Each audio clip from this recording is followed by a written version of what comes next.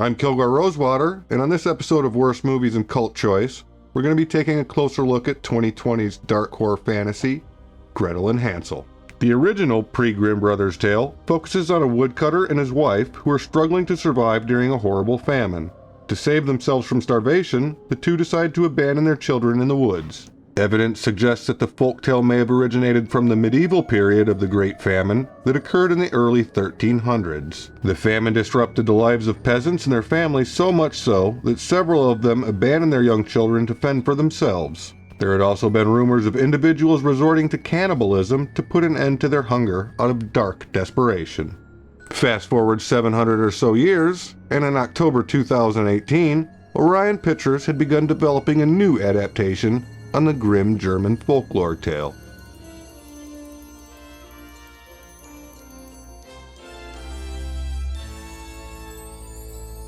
The green light was given to writer-director Oz Perkins' fresh take on the material on the strength of his previous two films, The Blackcoat's Daughter and I Am the Pretty Thing That Lives in the House. Oz Perkins seems to be a bit overlooked in this recent resurgence of experimental horror, where other directors like Jordan Peele's terror-tinted social satires like Get Out and Us, or Ari Aster's psychological pitilessness with Hereditary and Midsommar, have struck box office gold. Oz, or Osgood, is actually in reality the son of legendary actor Anthony Perkins. He was even cast as a young Norman Bates in 1983's Psycho 2. He also had other roles, including parts in Legally Blonde and Secretary. Filmed in Dublin, Ireland on a $5 million budget, the film was released by Orion Pictures on January 31, 2020, and grossed $22 million worldwide. Starring, from 2018's remake of It, Sophia Lillis. In his very first film role, Sam Leakey, and the Borg Queen, from various Star Trek episodes and movies, Alice Krieg. Everyone knows the classic story of Hansel and Gretel. The German fairy tale, credited to the Brothers Grimm, has served as a cautionary tale aimed at wandering children since its publication in 1812, and numerous storytellers have placed their unique spin on the narrative over the years. In an interview, director Oz Perkins said that the idea was to create a fairy tale universe, one where multiple stories could exist in the same world. The idea of a Grimm fairy tale shared universe is an intriguing one, and I hope we get to see more. This is not a Disney-fied version of the Brothers Grimm and Hans Christian Andersen fairy tales full of princesses, frogs, and happy endings. In reality, the original versions were dark stories full of horrors that usually ended grimly.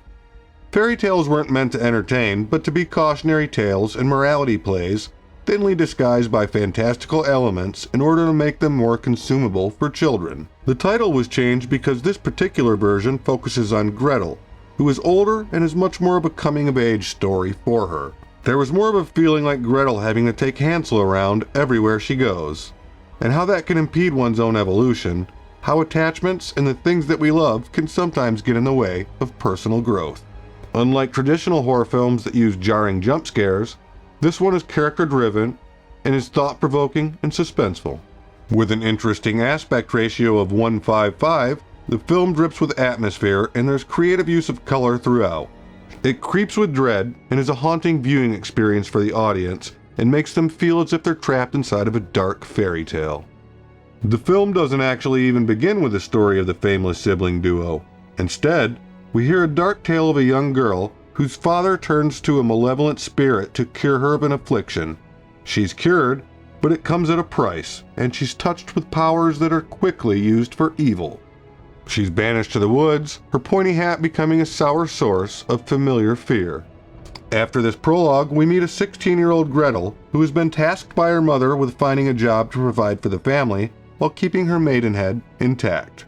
Gretel and Hansel are viewed by their abusive mother as two more mouths to feed, two burdens she doesn't need. You can't stay here, Gretel. Why not? Because there isn't enough room. This place is too crowded with ghosts. Hungry ghosts. Gretel's opening narration expresses her knowledge for the traditional role women usually play in these sort of stories. However, Gretel and Hansel draws out the inherent horror of gender politics that exist within fairy tales and moves Gretel's coming of age to the forefront. The story employs witchcraft to enhance its visual appeal and to establish its dreamlike mood. It's unique and evocative in style, heavy on geometric patterns and glowing orange candlelight. This is not supposed to be any real place, at any real time. Art director Christine McDonough created a dark and fantastic world.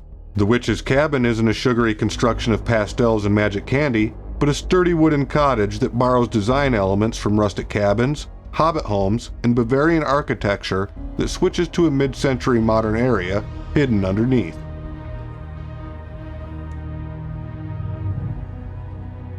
This is a fairy tale within a fairy tale, and both the film's costuming and production design take elements from traditional European styles and add modern touches. Like the solid black hood that covers one enchantress's face under her wide-brimmed black hat. The dreamlike essence of the film does far more to enhance its style than it does to complicate its rather straightforward structure. It makes the film feel like a much closer companion to Panos Cosmatos' Mandy than Robert Eggers' The Witch. Like those films, Gretel and Hansel is a film that feels both modern and pulled out of the past. A feverish phantasmagoria that is ultimately about becoming who you were meant to be. And now, my last three thoughts. Perkins' version is firmly planted in the time from which the original tale was told.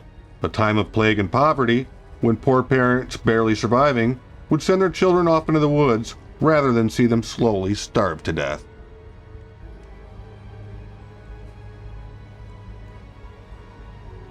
Gretel and Hansel is a lot more Brothers Grimm and a lot less Walt Disney. Beyond ignoring the famous gingerbread house, the film features other oddities, like cartoonish mushrooms that were actually inspired by the ones in Super Mario Bros. This is a movie that's more closely connected to the director's deeply distinct style of filmmaking. If you like Oz Perkins' other movies, you'll probably like Gretel and Hansel. If you don't, you likely won't. Thanks for watching Worst Movies in Cult Choice. I'm Kilgore Rosewater. We'll see you next time.